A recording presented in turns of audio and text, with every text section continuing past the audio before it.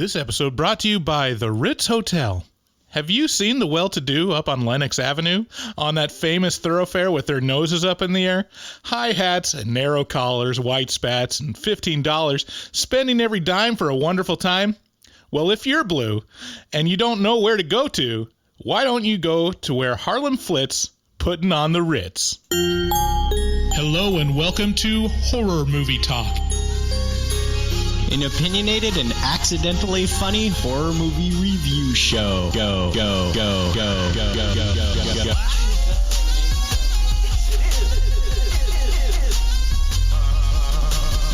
Let's go through the scraggly woods. He had no face! Horror! Sabrina, don't just stare at it, eat it. New theatrical releases always get priority. But we also review older horror movies, both good and horrible.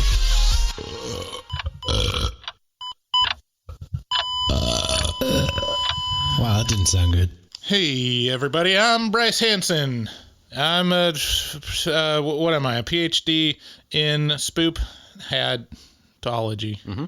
Yeah. Yeah. This is off to a good start. And I'm Professor David Day, the foremost expert in scare meow meows. So, if you're new to Horror Movie Talk, please consider subscribing to us and leaving a review on Apple Podcasts, because that really helps us out and gets us seen in front of more people.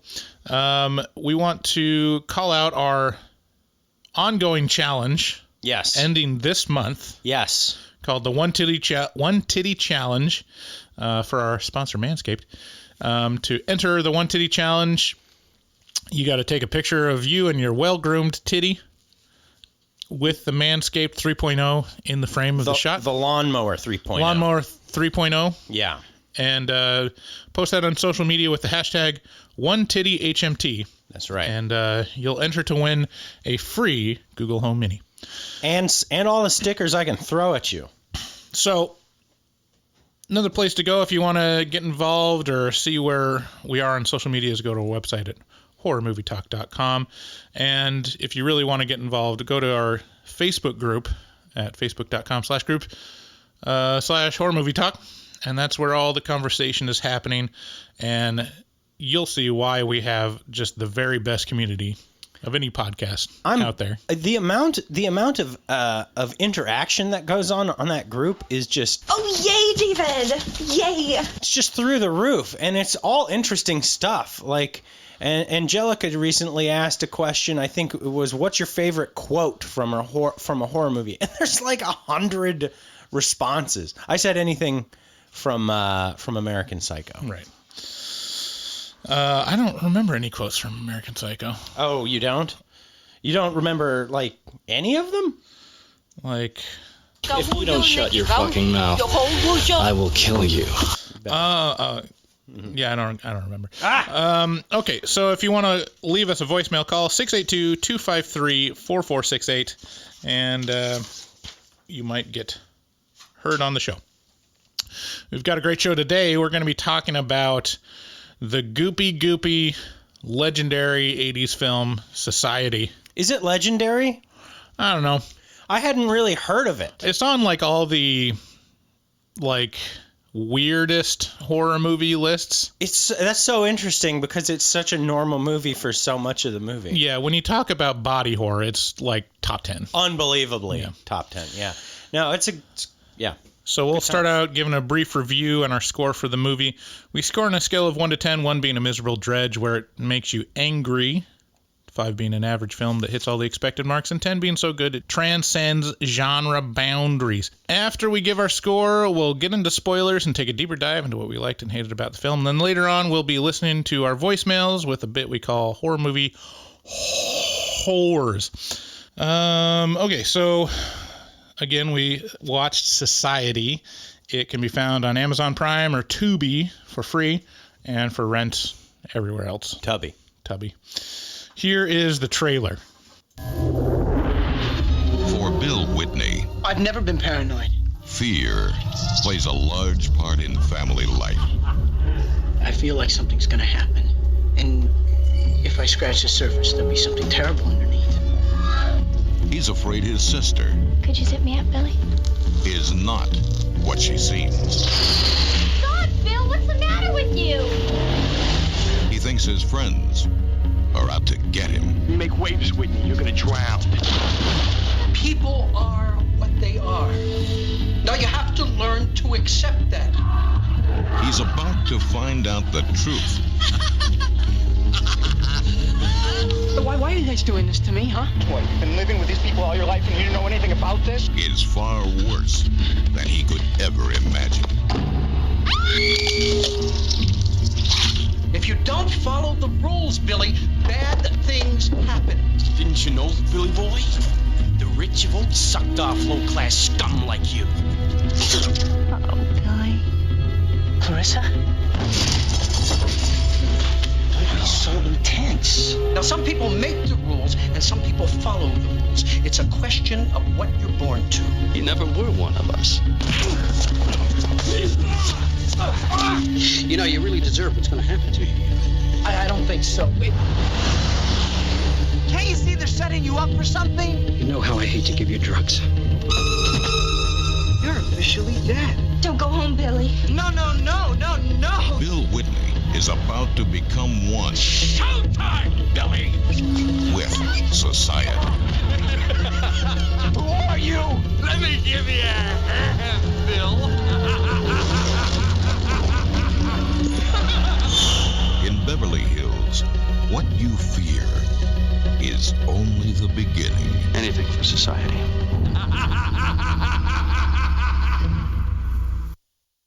Anything for society.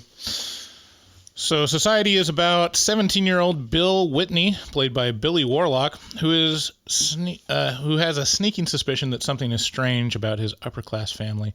Plagued by grotesque visions, he turns to his therapist for answers, but is reassured that he's just hallucinating. His suspicions don't go away, and a series of freak accidents follow him whenever he is getting close to answers. In the end, he gets more society than he bargained for. Oh, wow. Society is probably one of the most well-known body horror movies because of the last 30 minutes. If you want goopy 80s body horror, this is your movie. Mm-hmm. But be advised that you can probably skip the first hour. Yeah, it's the first hour is really a setup to make you to lull you into a false sense of security for the last 25 minutes. Right. And then, holy moly, you're going to get mauled. Yeah, I mean, it's really, it's going for the slow burn. But if you know what's going to come up in the end, you're kind of just waiting for it. You're like, all right, come on, get on with it, or at least give me a taste. So this is a movie that feels like it could have been a short film because of that. And it really, I mean, honestly, you could have just taken the last 30 minutes and made that into a short film. How dare you? Well, I don't know. No, you're right. But I mean, there's an element of something is wrong with everything except the way I sing. See, that's actually true with you because you sing beautifully. If you guys probably don't know this. This is a piece of trivia that gets lost. If they've listened to our Candyman episode. Oh yeah. Bryce is a professionally trained beautiful singer with beautiful pipes. All right, moving on. So he hates to talk about it. Okay. So really, there's nothing going on in the first hour other than a teenager feeling suspicious. Yeah. So like the first act is him being like totally sus, and then the second act is almost getting answers, but then everyone that has answers gets killed. Yeah. And then third act is goop. Killed or Invasion of the Body Snatchers. Yeah, like disappeared. Yeah, disappeared. Overall, it's goofy and tasteless fun, but I wish there was more to it in that first, hour. There's not a. I mean, it's like I wish they built some more story into it, or more stuff happening. It is primarily a concept. that is a concept that's executed really well, which is like lull them in, get them into our trap, make them assume this is just another goofy 80s kind of like thriller with a bunch of kids, and then like really 1-2 punch them with disgusting, really horrific visuals. Yeah. And I guess if you go into it not knowing anything about the movie, you're probably going to have a different experience. It's probably going to be, more engaging than the first hour, but I knew what was coming up, and I've seen clips of the end to where I'm like, okay, that's what this movie is about. And so like kind of the slow burn and the ambiguity of whether he's hallucinating or not is not there for people know what's coming. I feel like probably could have done a better job of like setting up to where this could all be just in his head, Yeah. I guess they do a pretty good job of that. Yeah. There's a lot of like looking back and nothing's there after he sees like a really nasty hallucination. Right, but there's some through lines that make it undeniably something sus. Yeah. Like the mom of the slutty girl. Yeah. She's there and she has hair in her mouth or whatever right. it is. It's like, well, this just confirms everything kind of. Like it's just okay, so I still recommend it, but not like super strongly. I would definitely like 10 out of 10 recommend watching the last 25 minutes. Like just skip to that. That's 10 out of 10 for you. Just for the experience.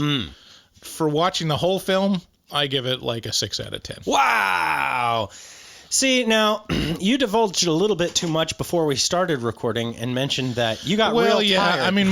My experience was, okay, so I don't have the greatest track record of staying awake through some of these movies when I'm watching them at night. I try to, counteract that. So I was watching this on Thursday night, and like I was tired. Got through the first hour, and by then I was like pretty unengaged and like actually starting to fall asleep by the time the fun happens. And so it's like got this horrific and crazy like bonkers body horror happening. I'm like See, so I'm like I realize like I need to, this is the part that I actually have to pay attention to.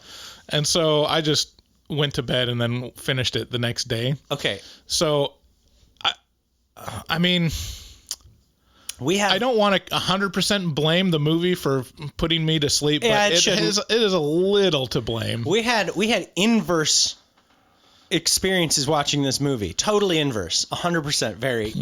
Okay, so I started watching this movie yesterday morning before the kids woke up, and so I got through most of the intro. Like I got 55 minutes or so through the story of the movie. And then I got real high. and yesterday evening I finished the movie while screaming high, and I was like, what the fuck, this is so crazy. Like it was now I know what are you gonna say? Go ahead. Wasn't it on last episode that we recorded that you said you never get high when you watch these movies? I don't do it. Never.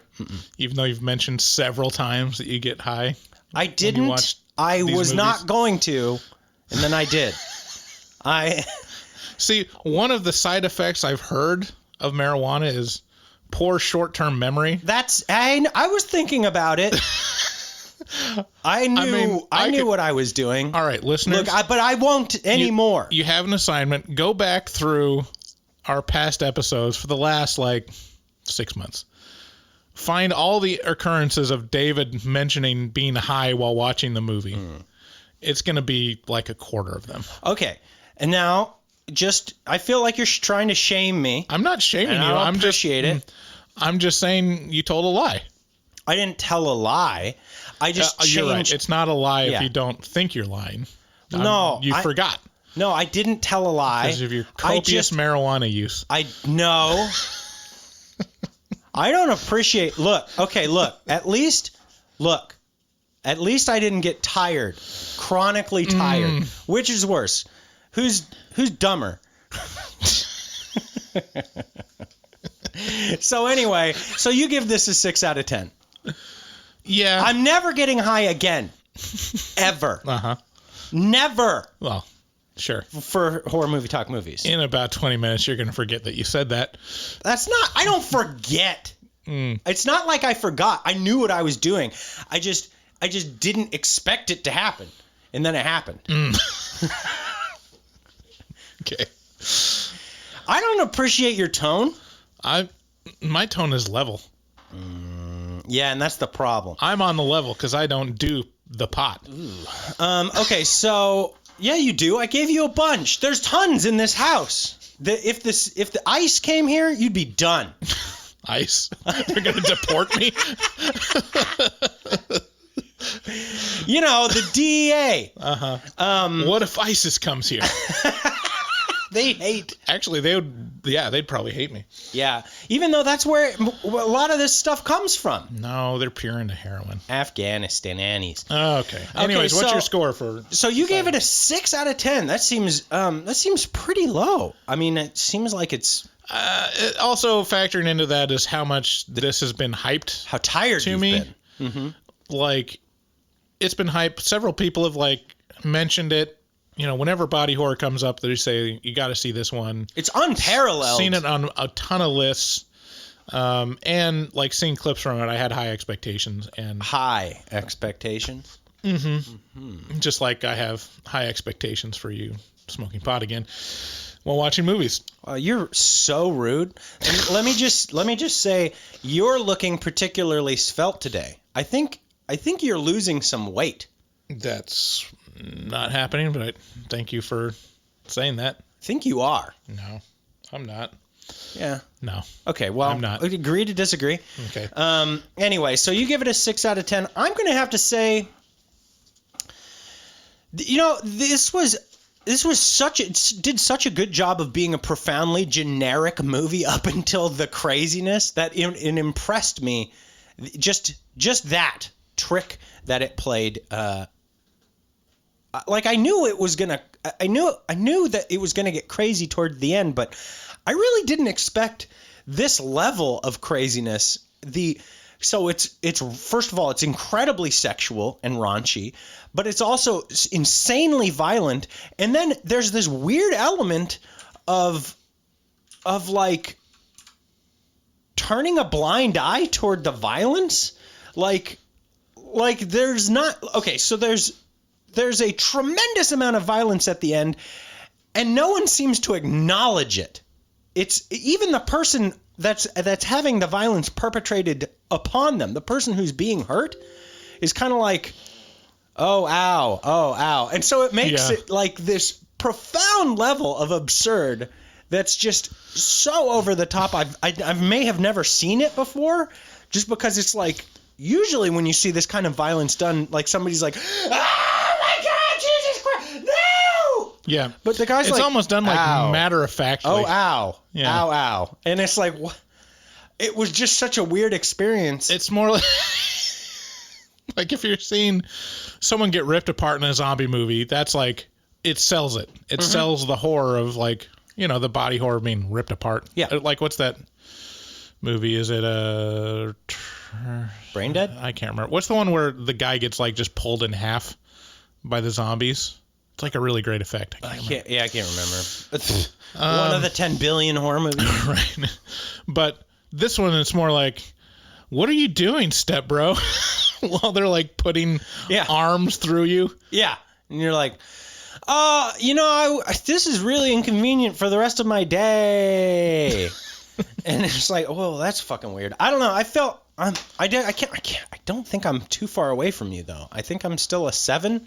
It's just there's a couple asterisks in there that's like, it's so absurd, it's weird. So anyway, I'd say probably a 7. Okay, 7. So we're not that far off. No. See, I love how the ones where we're actually really close, we talk about like, wow, you gave it a 6? You're so stupid, Whoa, so crazy. That's like, oh, I mean, that's harsh, man. Harsh, man. I give it a 7. Where if it's like I give it a 10 and you give it like a 4, it's like, yeah, we just had different opinions on that one. Yeah. So, moving on. Wow. I'm trying to come up with a clever transition, but I don't have one. If you want to support the show, we have a sponsor, one of a couple. This one is Night Channels. And if you want to show off pieces of flair of your horror obsession, go to nightchannels.com, and they have some of the most niche horror shirts that you can find anywhere. Not just horror, occult, metal, music, just just culture. Generally speaking, a lot of music, tons and tons of music. I don't see any society shirts, which is kind of surprising. This would be the kind of place where you would find a shirt for society. Yeah. But it has a lot of like lesser known cult horror hits like Slumber Party Massacre. It's got Santa Sangre. I'm sure that's how you say it. Tales from the Crypt. Necromantic. I mean, lots of just obscure horror shirts and hoodies. Critters 2. I mean, you gotta, I mean, honestly, do yourself a favor, go to nightchannels.com and just browse. Yeah. You will find at least like 3 shirts that you want to buy. Yeah, and HMT at checkout gets you 13% off.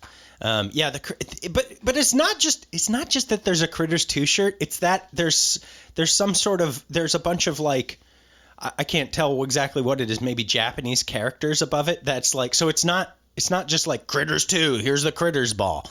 It's like Critters 2 with the Critters ball, and then like this like cool aesthetic of like, got this from Korea or something like that. It's like, okay, that's kind of fucking unique. So if you want to show your fandom of obscure Sean Connery films, go get a Zardoz hoodie at nightchannels.com.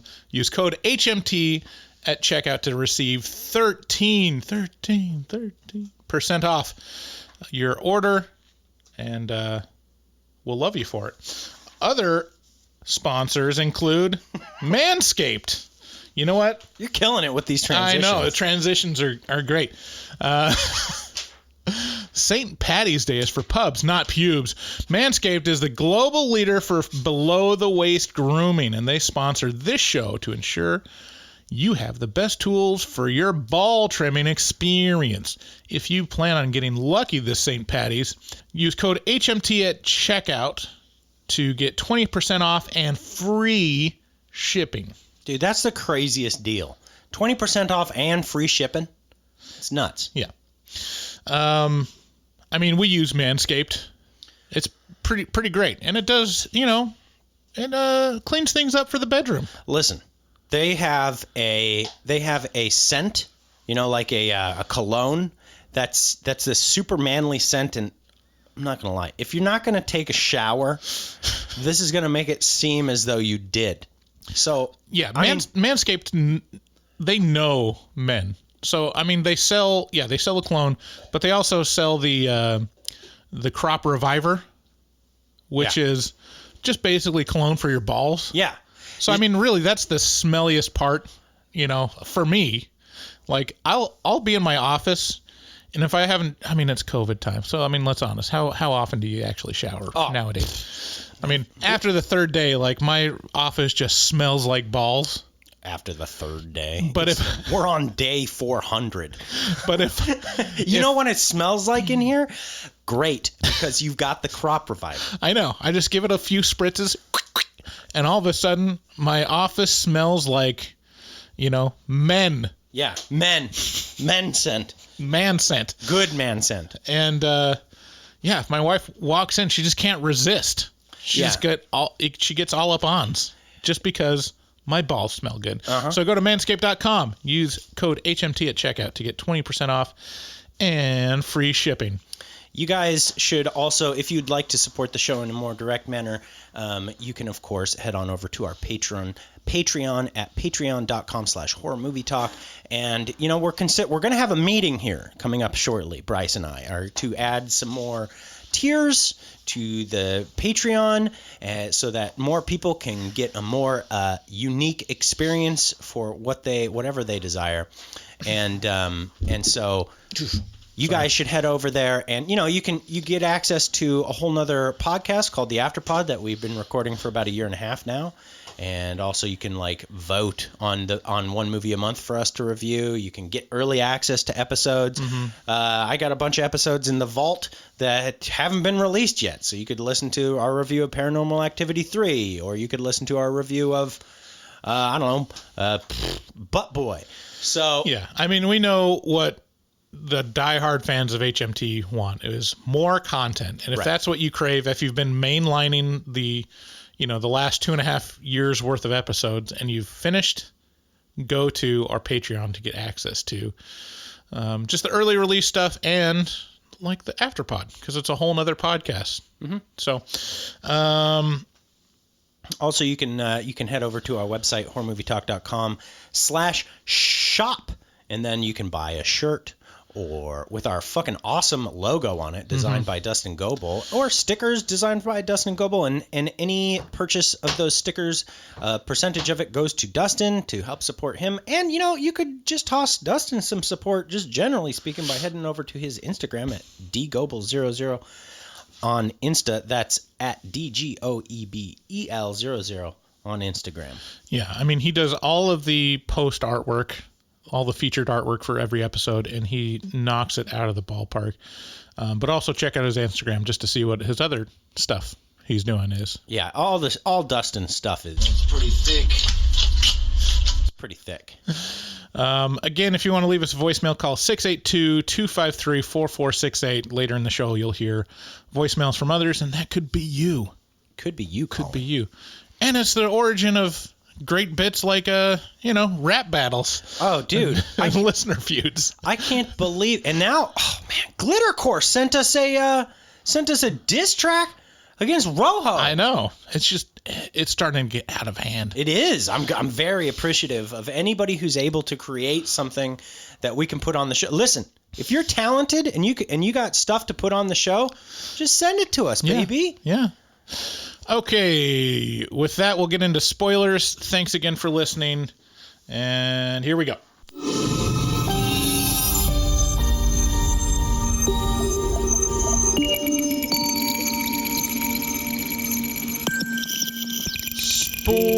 Spoilers. Can oo bleed while oo are pergert? Your notes for this movie are intense. It's like nothing. I had nothing to write down. There's maybe 10. There's 8 notes. There's nothing. Yeah, I mean, the more and more I do this. It's a very simple movie, to be honest. Yeah, I mean, number one, I realize that I do better if I just, and I enjoy it more if I just sit and watch it and then take notes afterwards.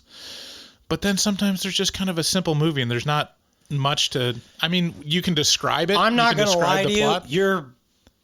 You're 100% right. In this, especially with this movie. This movie is so plain that it's hard to. There's just not a tremendous amount of twists and turns to keep track of. It's simple. Yeah. And it's great because I like it because it's simple. Right. It doesn't try to be a bunch of shit that it can't pull off. It just does the thing that it can pull off. So let's briefly kind of spoil the movie and the plot, and then we'll kind of talk about some of the themes and some of the scenes that stick out. Yeah. So basically, Billy, it starts out really quickly that he's starting to see things like weird, worms and stuff and fruit that he's eating, which is kind of random. It doesn't apply to anything. It doesn't actually matter, but it's really just to build up uneasiness for the audience. Yeah. And ewiness, just the ew factor. And the more he digs into it, the more he feels out of place in his family, and they're just kind of off-putting in their, snootiness. Yeah. And like distance from him. Man, my back hurts. So he just feels different. And he starts like getting hints that something's actually wrong. You doing okay? No. Oh man, I'm sorry. My back hurts, buddy. Okay, go ahead. So has it gone from like better to worse? Like, 'cause last week it was. Yeah, it was mostly good. It just comes in waves. The back just hurts. The back's the worst to get hurt. Yeah. And then so like one of the important characters is his sister's boyfriend, which has kind of been shunned and like dumped by his sister. Oh, yeah. And he's like found peeping her in her closet. That's right. Yes. Very creepily. And we find out that he's been spying on them. And eventually we learn that he's discovered there's like real weirdness going on. Yeah. Or so he says. Or so he says. He has a recording of them talking about basically having an orgy. Right. That's what it sounds like. With themselves. Yeah. Like mom and dad are like, hey, baby, you're looking good today. Hey, let's have sexual intercourse. Yeah. And then they do in the super whitest way you can. Like as part of like a whole community of like other people who can like have sex. I don't know. It's very strange. Yeah. Very, very waspy families, like country club types. And they're talking with like just with ease and, just like it's nothing. Yeah. That it's like, okay, this is what's going to happen at your coming out party, which you're coming out to society, I guess. Yeah. It's like an old school, like Southern Belle kind of thing, like, which is basically officially saying, hey. But set in Malibu for some reason. I'm down to fuck now because I'm old enough. So, I mean, they say, okay, you're going to come out and you're going to introduce and then you're going to fuck this guy and then you're going to fuck me and you're going to fuck your uncle and lots of fucking and sucking. Ew, David. And I can't remember in the recording if they mentioned they're like eat someone, but there's something like really weird. And he takes the recording to his therapist and is like, finally, I have the proof that I've been seeking all my life. Right. And the therapist says, oh, there's nothing there. And he very obviously doctored the tape. So the way that works is he comes to his therapist late in the evening, and his therapist is like, I got no time to talk to you. Hey, it's 6:30 in the evening. We can't talk right now. My name is Luigi. That's not remotely what the therapist is like, but it's the way I imagine him now. And so he gives him the tape. He's like, just fucking listen to this tape. And he comes back the next day, and he's like, pretty fucking wild tape. And he plays the tape back to him, and it's just replaced with it's just obviously been doctored. Right. Because he knows what he heard. And so do you. You're the audience. So we have a very reliable narrator, but a bunch of unreliable characters. Right. And, when he goes to get like another copy of the tape, the boyfriend gets in a horrific car accident. And then later he gets like told by some other guy that's kind of been a rival that he's got the secret and meet him at the secret place. And then when he gets to the secret place, the guy is dead. There's a lot of this. It sets it up to be like a crime mystery kind of. It's like, oh, what deep, dark shenanigans are going on? And then it's like the deepest, darkest shenanigans you can possibly imagine. That'd be a great name of a film noir movie. Deep Dark Shenanigans? Yeah. That is true. Do you know, I'm so, like, you wouldn't know it because I still do it so much, but there was a review of a very poor review of us on iTunes or Apple Podcasts or whatever it is. Oh, recently? No, it was months ago. Okay. It's just because of the way I am, every bad word just echoes in my head for eternity. And so somebody said the hosts just high-pitched cackle all the time. They just high-pitched cackling laugh. And so now I just you try to lower it every time. Ho ho ho. No, I don't try and It's just, I think my laugh is so horrible now that I hate to do it. I just laugh and then I go, oh, that was bad. I would assume it's my laugh. I feel like I have a higher pitch cackle than you. I don't know. It's hard to say. We'll have to have a cackle off. Usually the negative reviews are kinder to you. I feel like. Oh, I don't know. I mean, it's kind of host neutral. They don't really mention. Well, there's been a couple that it's like, Bryce is pretty cool. One thing that is a definite through line that I've noticed that we need to work on is, first of all, being male. That's bad. So according to a lot of these reviews, that's not good. And then the other thing that I think we both need to work on is being white. Right. Because it just seems to be a mark against us repeatedly. I mean, they don't out and out say it, but they just don't respect our opinions. Oh, they do. They do say it. They say it. Yeah. Yeah, I guess they do. Yeah. I feel bad about it, and I'd like to change it. And I guess now I can.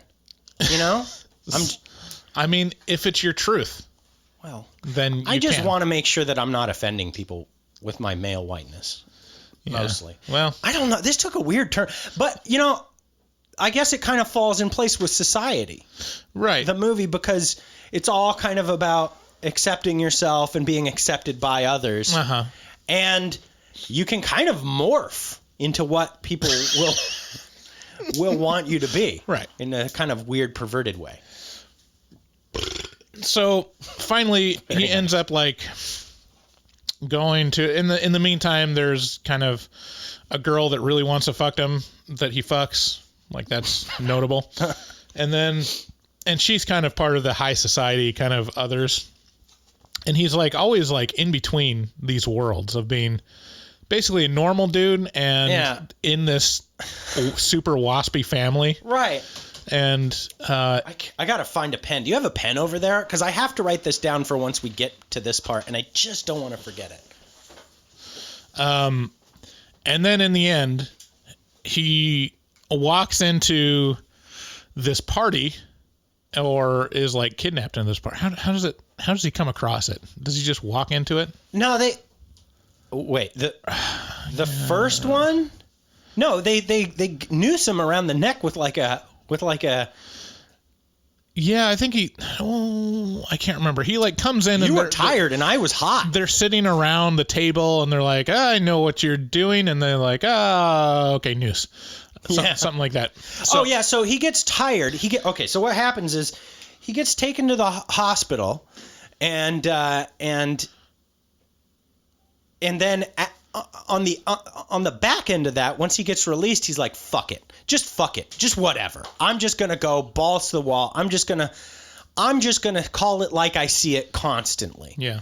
And so he does. He's like, you know what? I'm fine. Everything's great. So is everyone else. Now, and I'm going to call you out, and I'm going to call you out. And guess what? I don't give a shit what happens. And now I'm going to stab my parents. And so he like sneaks into his house real quietly with a knife. And he's like, I'm going to get him. And then, as it turns out, they're ready for him.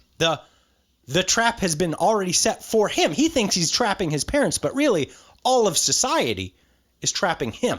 Right. Society being this weird society. Yeah. This is a troublesome title. So anyways, he finally is like, it's revealed what's going on, which is there's a secret like sex cult, like different evolution of humans based on social standing and riches. Upper class. Yeah. These people are these are the 1%. I mean, if this movie was made today, it would literally be called The 1%. Or QAnon Conspiracy, the movie. I mean, so he walks in this party and all these high society types are there. And then they start this ritual called the shunting. Is that right? Shunting? Yeah, he can really shunt. Yeah. And they bring out the girl, his sister's boyfriend, which turns out is still alive. Yeah. And they're like, check out what's going to happen to your sister's boyfriend because you're next. And then proceeds like the most bizarre and explicit and like over the top body horror that I've ever seen. Maybe it's like if you saw like 20 of the things from The Thing fucking, it would look kind of like this movie. You know what it is? That's a really accurate portrayal.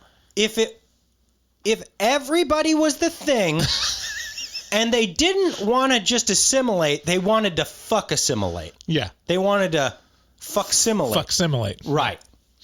I mean, I guess I'm a pretty sick guy. Used to send facsimiles on the fax machine. What? Yeah, in the 80s. What are you talking about? Oh, the fax. What about the past? Our past. We never really shared one. So it shows like this group of waspy people like penetrating the boyfriend with their fingers? With their fingers and like melding. Okay, when we say penetrating with their fingers, that sounds very, you're like, the listener who's never seen Society is like, well, how else would you penetrate? I suppose with your penis? No. They're pushing their fingers into his face and tum-tum. Yeah. Like just push your fingers into his tummy. Somehow, by their presence, they turn his entire physiology into goop. Jello slash pudding. Like if you were to mix like gelatin and pudding and have it be kind of... It's a very interesting amount of practical effect. Yeah. Like I've never seen that practical effect necessarily. Yeah. Specifically. And what was this, 87?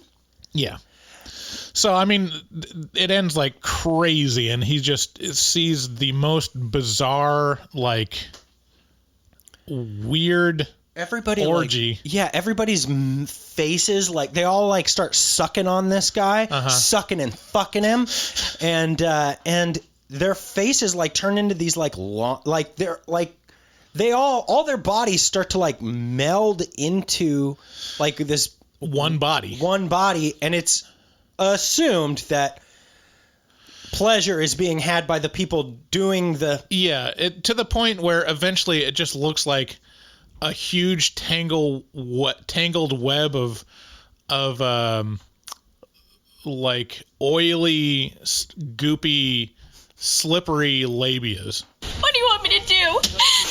What is it that you want? If you really want to do something for me, then stop making this scene right now. Oh, God. Stop making this scene. This lasts a half hour of just the most uncomfortable body horror. Yeah. And at some point it becomes so silly that you just kind of go, oh, this is silly now. Yeah, it never takes it super seriously. Like it's... Yeah, the guy's not in terrific pain. He's just like, why? Please stop. But he's like, no. And this is part of my problem with they're eating him, and then they're going to eat me. Oh, my God. Oh, no.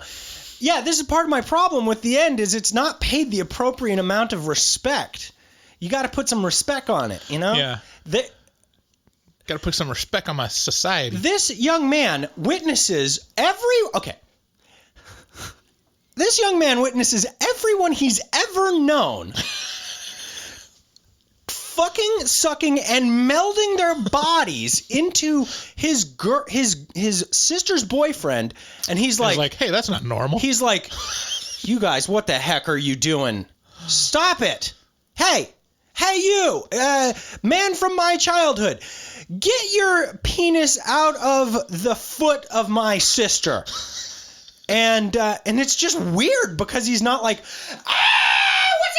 Oh no, this is horrible. No, instead it's like, you guys, you crazy society. Society.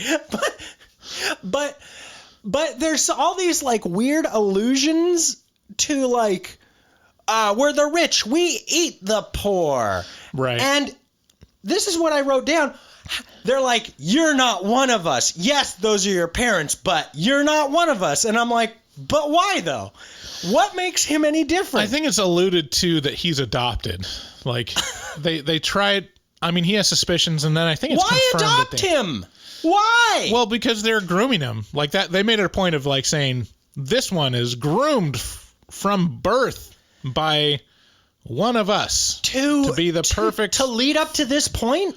Yeah. What? So you're going to support this kid and feed him a bunch of high-class food and take him to all your schools, and he's going to use up all your tax dollars for like 20 fucking years? Well, yeah. It's and like then you're going to eat him? Just eat him when you adopt him. It's like when you have a family pet chicken. Like, you treat them, you name them, and you're like, love on them, but eventually you're going to slaughter them and eat them, right? No, I mean, I guess it's just backwards. It's like that doesn't happen. Well, I mean, it's showing the point that they're heartless and they don't actually care about this guy at all because he's not one of them. Gooble gobble. So, I mean, that's basically the plot of the movie. That's what happens. And so the more interesting thing about this movie is kind of the commentary. It's a little on the nose. But it is kind of interesting, like how evocative it is and how these same kind of themes of paranoia about rich people like exist always. Mm-hmm. Like I mentioned the QAnon conspiracy. Yeah. It's basically this. Like they're elitists that you don't know what they do. Behind the scenes doors, in pizza parlors. They're eating babies. Yeah. Like, don't you realize they're just eating babies? Have you ever seen A Fear and Loathing in Las Vegas? They take the adrenaline chrome out of your they make you scared because then it tastes better and it's a drug. And then it's the most addictive drug, and you must continue feeding upon people's adrenaline glands. And they're all having sex orgies, and like they're all pedophiles. I'm starting to get creeped out right now. And what's weird is that you find out some of the stuff is kind of true. Like when you talk about Jeffrey Epstein, like there's definitely some kind of secret. You mean the man that committed suicide in jail? Yeah, that guy. Some kind of like secret society / like societal level that can get away with anything, including just having giant sex dungeon mansions in the Caribbean. Yeah, wasn't there a cult that's still kind of... Oh, yeah, like NXIVM? Yeah. Wow, this is weirdly... I don't know how to feel. Are you telling me I should... I feel like you're trying to tell me that I should believe in this stuff. Because, I mean there's an aspect of a lot of real shit that you're talking about that has actually happened. Right. Oh, so, man. I mean, it is a latent fear, but in some certain sense, it's valid, but you will never actually have it validated fully. Like, even the Jeffrey Epstein stuff, it's like there's still a lot of assumption of what was actually happening. Right. And how much is provable. Yeah. Like, they've got, like, like Bill Clinton and, tons of different people going to Epstein's Island, but there's still, like, plausible deniability of, like, no, he was just, like, a donor. Like, it's not like everything was the, like, pedophile sex island adventure. It was like, sometimes we're just talking about art. Sometimes Jeffrey Epstein is just Jeffrey Epstein. Yeah. That's all it is. And how do you know? Because all it takes is someone saying, like, well, I didn't know. And they're like, just have to kill a lot of people. There's that, and then there's just like, I mean, you look at history, and there's definitely, always been high class, upper crust people that preyed on poor people. Yeah, I mean, I'm getting a little scared right now. I mean, literally, like, slavery is that. It is. Where it's like, not just like, oh, we're using them as chattel because we can.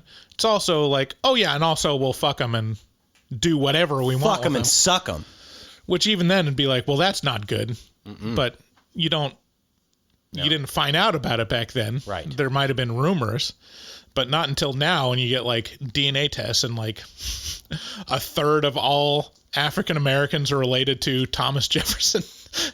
You know? Wow. It's like, oh, okay. Something was happening there. Is that true?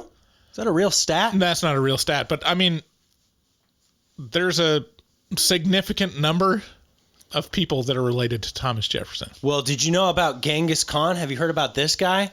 He fucked everyone. Yeah. It's because he was high society. Yeah. So I mean, that's like it preys on the latent fears of like privilege, and it's kind of interesting. I can't think of any other movie that really does that. Yeah. Uses that as the theme of a horror movie. Right. Yeah, it is kind of interesting. And then the other interesting aspect of it is like not a lot of these actors worked again. Coincidence? Like, I mean, did they say too much and now they're being what's happening, Bryce? One of the most important notes that I wrote in this when I was watching the end again last night. Can you imagine what it would be like to film that scene? Like, just the practicality of it. Like, those actors that were in the shunting scene, like, half of them are like naked and just covered in Vaseline or some kind of goopy, like, yeah, it's hot, weird substance. Yeah. Like they're just covered in KY jelly or something. There's a lot of folds, and I just see a fold, and I'm like, Any port in a storm. Hey, can you down a 20-foot water slide peg gnat? But can you imagine having like an 8-hour day where you're just naked and covered in goo? Yeah, it's called porn. But even then, you're not like completely covered in like. If you're in the kind of porn I'm into, you are. Oh, yeah. Hey. So I just thought of like, man, if you're a professional actor and like, this is your big break. It might not have been like, Mom, Dad, I've got great news. I'm in a movie. It's called Society. It's going to be huge, I tell you. Huge. We're blowing the lid off of the rich people. And we're going to have sexual intercourse, but it's going to be real classy. Yeah, I mean, you say that none of these actors really worked again. I haven't confirmed that, but I wonder if it's not that they couldn't get a job if they just looked at this experience and be like, yeah, that's good enough for me. I'm not actually interested in being an actor anymore. One and then done, because... Ew, no, David. No. I'm still trying to get, like, prosthetic eyes out of my ass now. It's like sand. Like when you go to the beach, like a week later, you still find sand in your underwear. So to be fair, we're not doing a decent enough service of describing what we saw. Yeah, I mean, that's kind of difficult describing what it is. Imagine an orgy that's the most like touchy-feely orgy you can imagine, and there's maybe 30 people involved.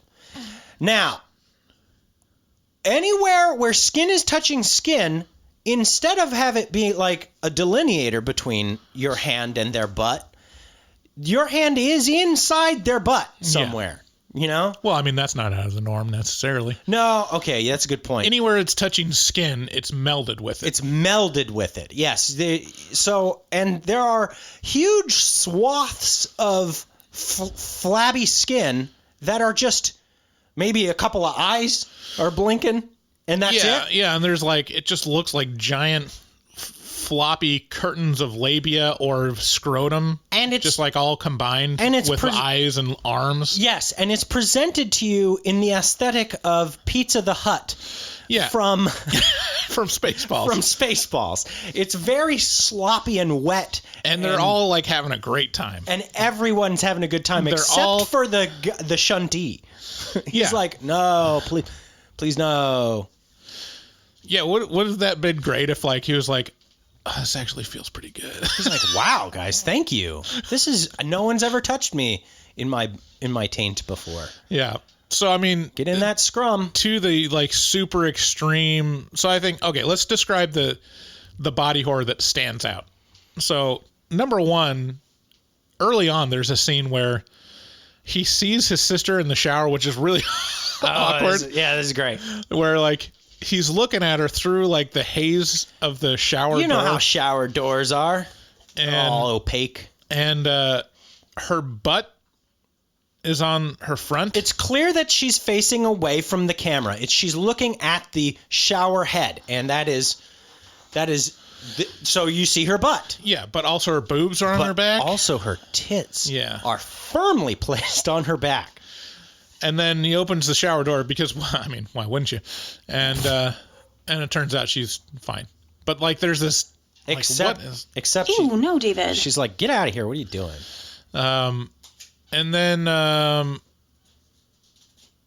don't think there's any, like, super extreme stuff until, like, the end. Yeah. But then probably the most memorable scene, other than just, like, the giant orgy, is that he goes upstairs and sees his family, so his sister, mother, and father. And I'll try to describe what it is. So his mother's sitting on the bed and then gets up, and her legs are hairy male arms. Hands. And she's kind of, like, smaller in stature. Yeah. And then she walks over to him, you know, on her feet hands. On arm legs. And then opens up her skirt, and then underneath is the head of the sister. Yeah. Hey, bro. She's like, hey, you want to have a good time? Just go ahead and shunt with us. And then his dad's like, I always was a butthead. Yeah. Yeah. It's just like... Very accurate. His head is actually melded with an asshole. Yeah. That's where his face is. Yeah. Yeah, so lots of weird shit going on. And then, like, the scene where it starts where they attacking the sister's boyfriend... The most extreme part is, I think it's the mayor. Someone takes his arm, like, reaches it through his butthole until it comes out his mouth, and then he, like, kind of crumples his face. Yeah. This is how you kill the man. Yeah. Is you fist him into his head. And they're all all of this is happening, and they're having a great old time. It's not even menace. They're like, yeah, this is good fun. It's just like, right? Pretty good stuff. It's crazy. It is crazy. You gotta see it to believe it. But I feel like we've done society a good service. Yeah. With this, like, again, just go. It's on Amazon for free right now. It's on Amazon for free. If you're a Prime member, I should say. If you got a spare 25 minutes, just watch the last 25 minutes. If you want to sit through the whole thing, I wouldn't blame you. Get the full experience, but honestly, like, I'll say this: if you want to sincerely fuck up a child, you show them the end of this movie, and they'll never be the same. Never, ever. They'll never be the same. They'll always be broken in a very, important way. You'll have crushed them in some way.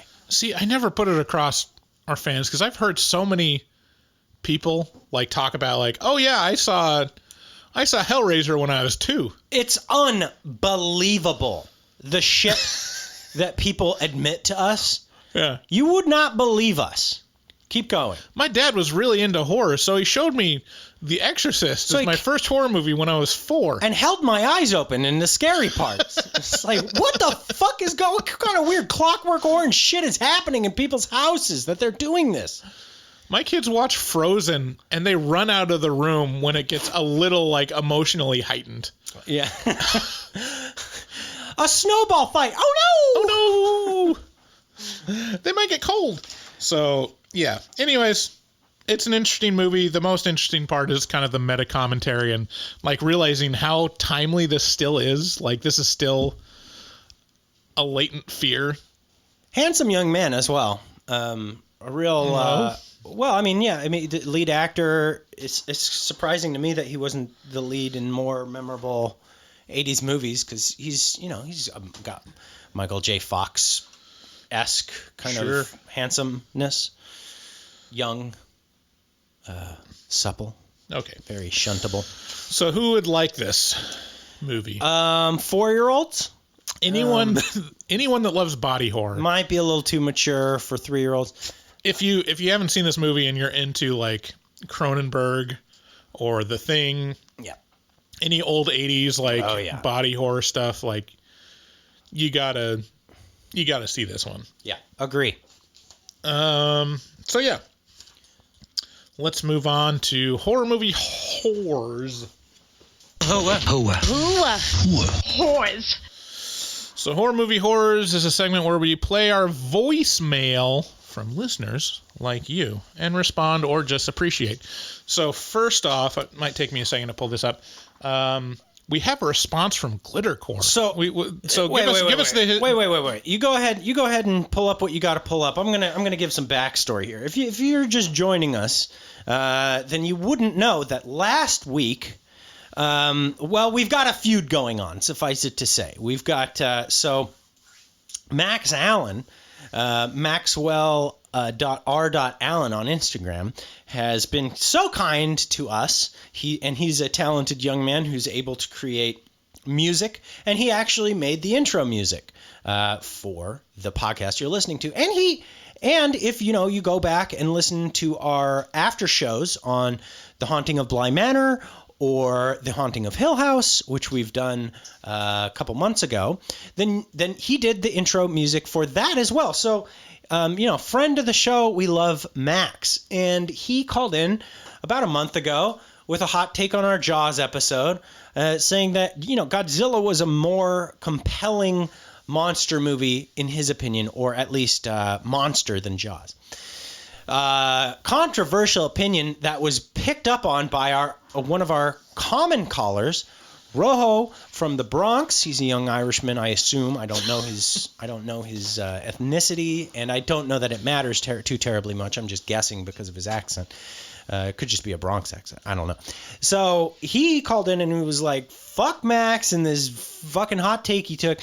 And he didn't call him Max though. He called him Mike or Matt or something.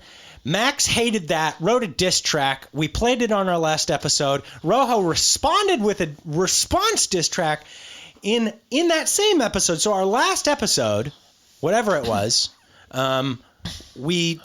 you got to hear this diss track sound off between Max and Rojo. And in Rojo's response to Max, he was like, also, not just fuck Max, but fuck Glittercore for taking my award. Glittercore is known on this show because she called in and in one of her voicemails said, I have big tits and a tiny vagina. And she won like a Caller of the Year award, and Rojo didn't like that. So he said, fuck her. Well, she called up this week and left a message for Rojo. I don't know. I can't remember what it says, but I think Bryce has it. Yeah, here we go. This is a response from Glittercore. I have a lot on my mind and need time to refine my rhymes. But until then, Rojo. 1, 2, Glittercore's coming for you. 3, 4, I'm a better whore. 5, 6, show me your 3-inch clit. Oh, burn. Rojo, you got a fucking 3-inch clit. What's up? And thematic. Freddy, Nightmare on Elm Street. Yeah. Themed. Yeah. Diss track. I love that we got some fucking drama going on the show. Finally. Yeah. And you know who's been silent so far, really? He's called in, but he hasn't responded in with any diss tracks, is our boy Bugsy, who has done our intro. If you've ever listened to our outro, he does this song. Looking for a podcast? Well, you found it, Horror Movie Talk, and that's Bugsy.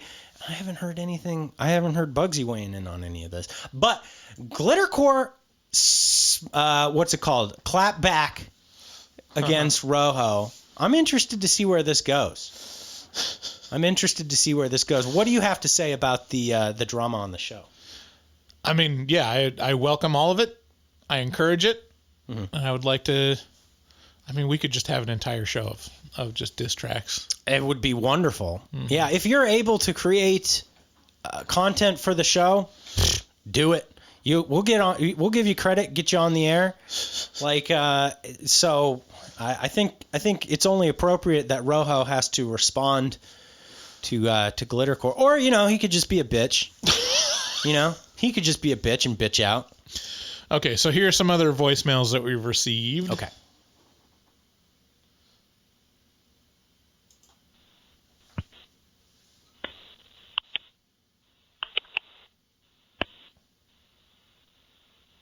Mm-hmm. Okay. Wow, there's a lot of people just like calling and hanging up. Okay, this one's from Glittercore. We probably received this before the diss track. Hello, gentlemen. This is Glittercore. I was wondering if you would be willing to participate in a brief survey for me. The survey is, can a woman call herself a squirter if a dude cream pies in her, and as the thick, ropey cum is dripping out of her pussy down towards her butthole, at that moment she farts, which causes the cum to spray all over the bed? Asking for a friend. Love you. Bye. Wow. Glittercore bringing the heat. This is a horror movie podcast, by the way, if anyone's just keeping track. Ew. We should probably just do a sex podcast. Oh, man. Just like a separate sex podcast. I'm very interested now. Suddenly, is coming out of nowhere. Bryce never commits to more work. Everyone would just love to hear about our sex lives. And we're experts, right? Everyone's calling in for our expertise. Okay, so the question is, can a woman be called a squirter if she gets cream pied in and then the cum drips down out of her vagina toward her gooch and then across her asshole, and as it's crossing the threshold of her asshole, there's not enough tension, liquid surface tension, to maintain a tenacity with the asshole as she farts, and it throws the cum back onto the male. All over the bed, she says. I'd say that's a technicality. That's not a squirt. That's simply you're a victim of circumstances. Yeah. Or a very happy man. But I'm sure that is a fetish, and you could probably make a lot of money if you filmed it and posted it on the internet. Yeah, that's... Yeah. What was I going to say? Does that ever happen to you? No. Okay. It has not, but I wouldn't say it's never going to happen. It's very apropos that this is on This Society show. It's a good, I mean, it's topical. The other thing, like, I don't know if I want to, like, throw any shade, but, like, I mean, she says she's got a tight vagina. Like, I would have thought it would just snap shut. Well, after the fact, even if it was like no. cream pie, that'd be just like this demonstrates your fundamental like shut up like a Star Trek door. This demonstrates so there'd be nothing that would drip out. The fundamental misunderstanding. This is you being ignorant. Oh, okay. Teach me. Yeah. Well, if you got a real tight vagina, you have control over it. That means you're doing a lot of Kegels, something that I do a tremendous amount of, mainly to just maintain a partial chub all day long. Yeah. And if you're doing a lot of Kegels, then you can perform. You can push all that out of you. It's like another form of birth control. You can be like, I reject this cum in particular, and you can push it out of you. So if your guy's into kinks or anything like that, I mean, this is my assumption. I'm just an advocate for women, really. So, okay, next call. Hey, this is Ralphie from Brooklyn here in New York City. I called on the first horror movie talk Whooores thing you guys did a long time ago, many months ago, and I was listening to this past episode with the diss tracks, and I just gotta say that Mark Allen guy, he's just a real piece of shit. That guy over there in Iowa, I think it was, or I don't know, he's not, he's a real piece of shit, that guy. I'm not a fan of him. And, yeah, that guy, Roho, he sounds like a real swell guy. Also, fuck those A24 films. No one really likes them. They're super pretentious, and they're just problems white people would have, you know. Yeah, fuck you guys. You're doing a great thing. You guys are doing God's work over there in Oregon over there, all right? Where are you guys from again? I forgot. All right, guys. All right, peace. Right, so that's Ralphie from Brooklyn calling in. He was one of our first callers on this bit. And, you know, he's throwing a lot of shade on Max. He said, fuck that guy. He says he likes Rojo a lot. And he says, I don't like Idaho or Iowa, wherever Max is from. So we have a caller supporting Rojo. So reading the transcript of this one, it's hard to hear. Well, this next one, I'm reading the transcript of it. Starts out with, "What's up, you dirty talk? This is Russell from the Bronx." So a lot of New York callers. Let's see this one. What's up, you dirty fucks? This is Rojo from the Bronx calling again. As I'm sitting in the car here during my lunch break in this shitty hospital here.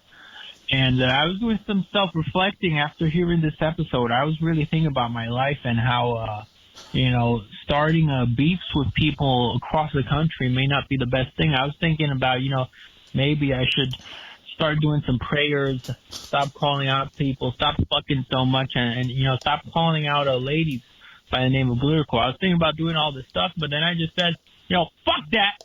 I'm going to keep calling out all these motherfuckers, especially if they come from lame-o states like Iowa or Idaho and people that take my goddamn awards.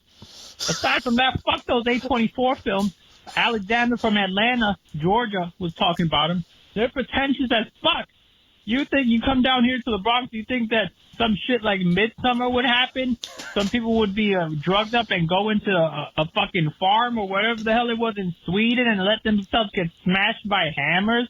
Are you fucking kidding me? None of that shit is even possible, remotely possible or relatable.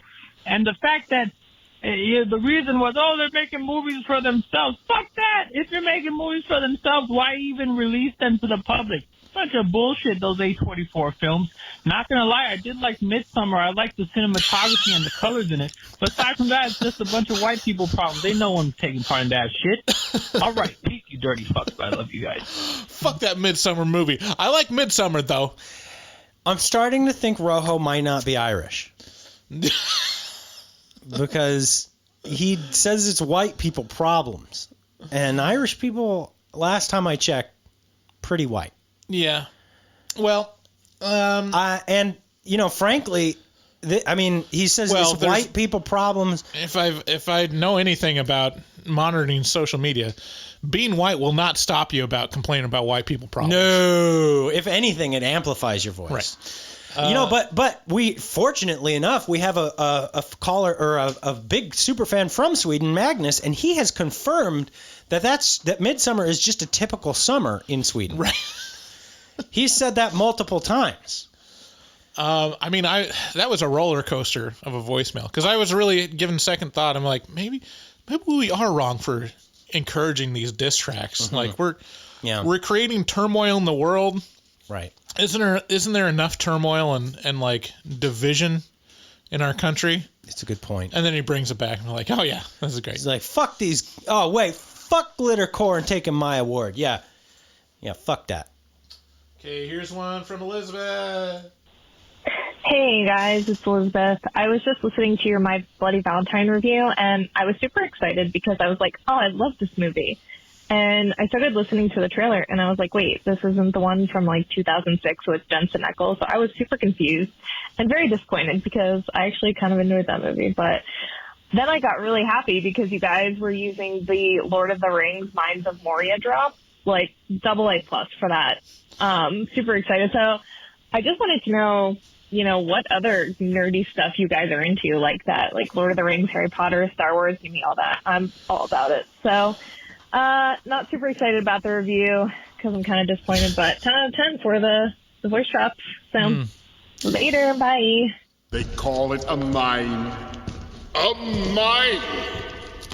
She didn't like my Coley drop. Cole. It's Coley from Norm. I mean, it's not a well-known. No, but okay.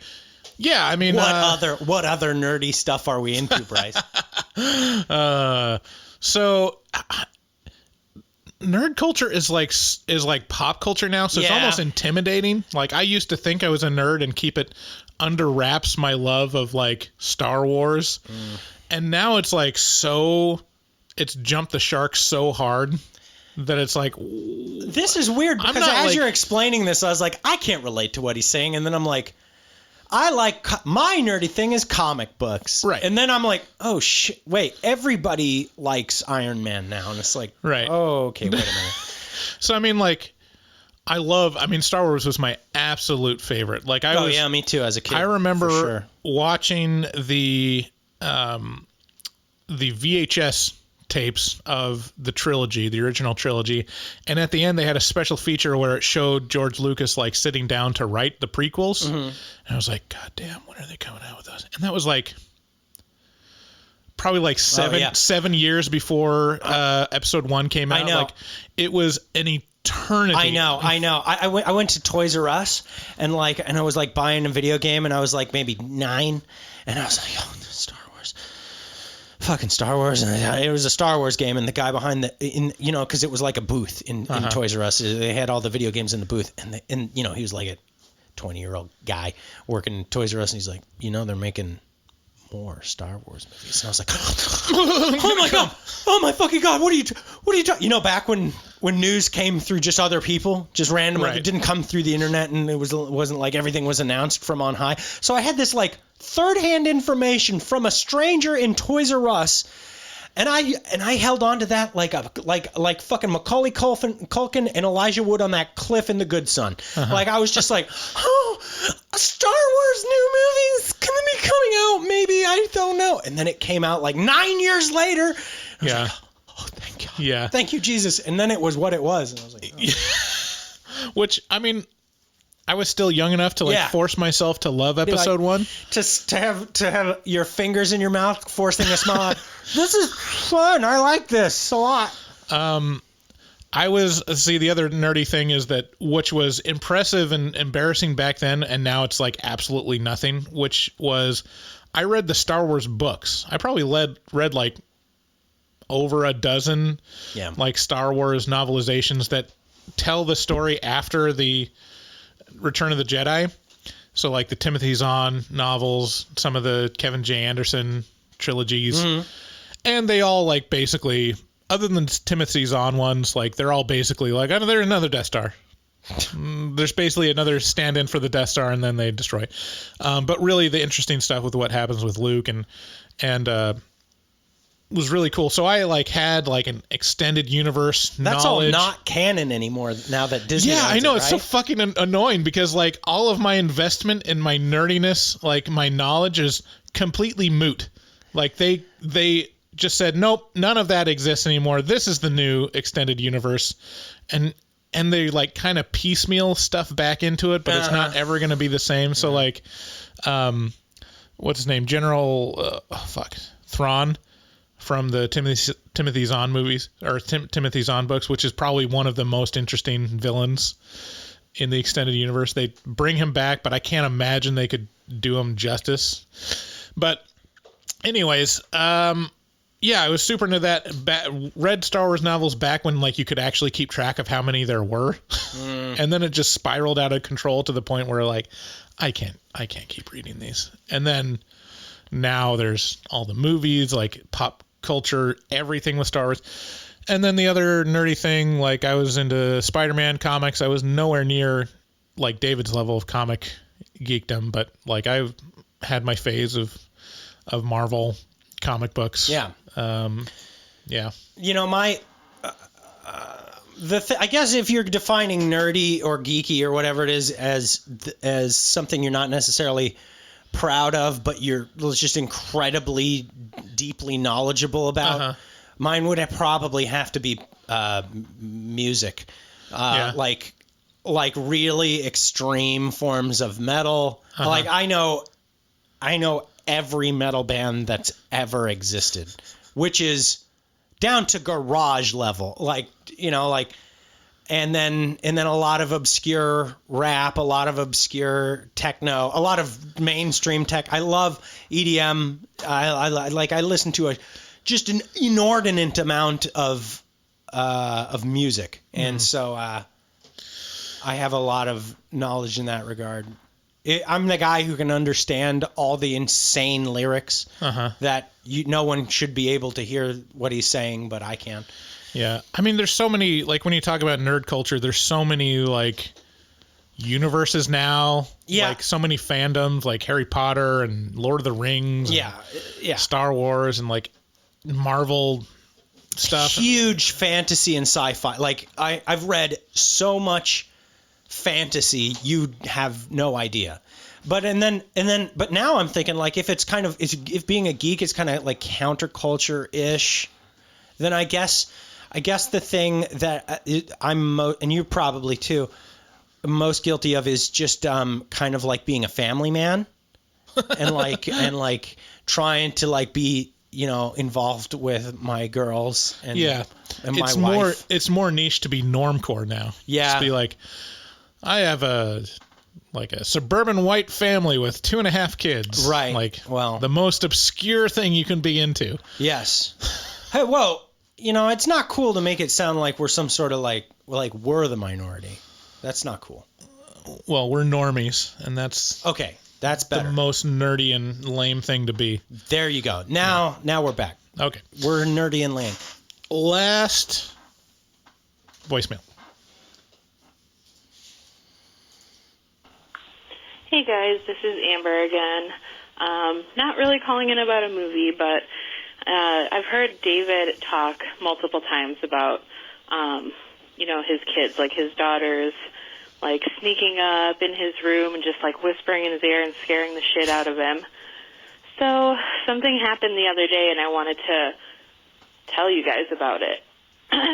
So my son is 8 years old. He was playing upstairs in his room, drawing pictures, whatever. I was downstairs cleaning, and he comes downstairs, and he's like, look, Mom, look what I made. And I'm like, oh, what did you make? He goes, a Ouija board. And he hands me this piece of paper that is the legit fucking Ouija board that he made. Now, I haven't really heard you guys talk too much about whether you believe in this stuff or not, but I 100% do. And I was like, hell no. I felt bad because he was so proud of it.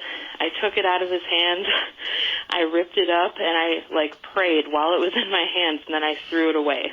So, yeah, I've seen The Conjuring, too. I'm not really into the whole, kids making their own Ouija boards, because we've seen what can happen. Anyway, thanks, guys. Bye. Mom, I made a new friend called Captain Howdy. We've talked a decent amount about Ouija boards. Yeah. Probably in the afterpod. No, I think in The Exorcist you talked about it. You've talked about it a couple times, I'm pretty sure. Which your stance is basically like Occam's razor, or not Occam's, Pascal's wager, which is like, why fuck with it? Why risk it? Right. Like if there's a chance, why take it? Yeah, I mean I have a lot of baggage from like my conservative religious upbringing of like Ouija bad. And so my one experience with the Ouija board was, I think I just spooked myself so much. Nothing happened, like nothing interesting or weird happened, but I'd heard enough like horror stories of like, you had interior talk, Ouija boards getting thrown across the room and people like getting possessed for a time, that like I was so creeped out by it that I wouldn't like go back into the house. Yeah. Like when we came back to it. So yeah, I mean, now I'd probably just be like, yeah, it's like a board game. Who the fuck cares? I'm going to default to a little sound drop from the same guy who brings you all this glorious sound clips of Am I Pregnant? Am I Pregante? Who is on YouTube. On YouTube, JT Sex Kick is the account on YouTube. So here you go. What is a Ouija board? How do you make a Ouija board? How do you feel about Ouija boards? How to Ojo board works? How we can do planchette without using Ouija board? Yeah. So, and it goes on. And it goes on like that. A Luigi board? A Luigi board? A Luigi board? A Luigi board? Hang on, maybe I can find that specific moment. Here you... Oh, wait, that's Wedgie. Oh, here we go. Here it is. Making a Luigi board? Have you played the Luigi board? Can you burn a Luigi board? What is a Luigi board? My friends did a Luigi board. Whoa, there's some sort of phone happening. Wow, what is that? That's my phone. Yeah, that was actually my phone playing. You mean that big clunky thing? Uh-huh. Yeah, we'll talk about it on the afterpod. Okay. Go to patreon.com/horrormovietalk to find out what the ringing was. Okay. So, good episode. Good episode. Thanks for calling in. That number again, if you want to call in, is 682-253-4468. Thanks so much for listening. Please, if you like the show, there's a couple really easy things you can do. Yeah. First of all, just share it with a friend. Whoever you go see a horror movie with, or whoever you drag to a horror movie that doesn't really want to go, have them listen to the show. Some of them are into it. Some of them like listening to people talk about horror movies but not necessarily like them, and then they start getting like a secret love about the idea of seeing horror movies, and then they'll go with you more. So and then you come in their pussy and they push it out and then they fart it back on you. That's our HMT guarantee. So share it with a friend. Also, subscribe on all the platforms. Leave a rating or review on Apple Podcasts. That really helps get us in front of more people. Go to horrormovietalk.com for all the links to all the things. I mean, we mentioned it already, but let's just go down the line. So we got nightchannels.com. Nightchannels.com. HMT at checkout gets you 13% off. Manscaped.com. HMT at checkout gets you 20% off and free shipping. Go to Patreon. Check out the tiers. Sign up. Just give us a couple ducats and you'll get a little taste of featured or extra content. Go to our shop on horrormovie.com, buy some t-shirts, stickers. Go to our website and click through to Amazon and buy stuff on Amazon. We get a little taste of that. Support Dustin Goebel, like all those things. And Max. Yeah, just be good people, and we'll try to be good people to you. We have the very best fans, I think. So. Yeah. So we love you. Until next time, see ya. Looking for a podcast full of burps and gas, perverted cast, skinny and fat? Look no further. Horror Movie Talk is accidentally funny, begs to donate money, fake sponsors for dummies, and so much more. New episodes every hump day. They'll pickle your dickle for foreplay. Patreon members have it your way. Vote for a movie every month for the review. Choppa choppa, don't just stare at it, eat it like a taco. Put your tongue through the phone, hoodie, Picasso. Look at them hot kids, swear not a pedo. Got me too'd with Cosby eating jello. Pudding Pops done gave Bryce flatulence. Drain addict Dave doesn't give a shit. 1 through 10, is it horrible or excellent? Oil me up, daddy, is dinner rumps. Kiss Bryce Hansen. Look at them hot kids, Chris Henson. Masturbate with a crucifix, exorcist. Face huggers, chest bursters, alien. Linda Blair peed on Sigourney Weaver. I know it's true cause it came from social media. Patrick Bateman can't understand you. Stab you to death for rotten apple reviews. Opinionated podcaster with a doctorate. Spookology, doctor of philosophy. Bad gastritis, need colostomy. Turn Patreons into human centipedes. David Doobie Day, scare him, no expert. And Goebel fucks hard, professional sexpert. Afterpods, taglines, and porno flicks. American Psycho, them guys pretty sick. Choppa choppa, don't just stare at it, eat it like a taco. Put your tongue through the phone, hoodie, Picasso. Look at them hot kids, swear not a pedo. Got me too'd with Cosby eating jello. Pudding Pops done gave Bryce flatulence. Drain addict Dave doesn't give a shit. 1 through 10, is it horrible or excellent? Oil me up, daddy, is dinner rumps. Nothing good happens in the woods. Always get more than you bargained for. Gotta got a pickle to dickle, machines tickle bitties. Killer on the phone, ain't no Sharon Stone. Vancouver, Portland, Oregon, and organs. Corona, COVID, curse, Lorona. Green River Killer, because reasons. Hallway of poop monster kids screaming. Ain't your ordinary dingleberry itinerary. 30-day shutter and jump scares ain't fucking scary. Time for the spoilers with jokes and tropes. Use their white socks to catch their loads. Just show 'em one titty, pretty. Paganism you should worship, they Teflon dicks. Pacific Northwest, let 'em see one breast. Shifty eyes stay spooky, poor man's digress. Bugsy, HMT, horror movie talk. Hold on, they don't like Halloween. Fuck them.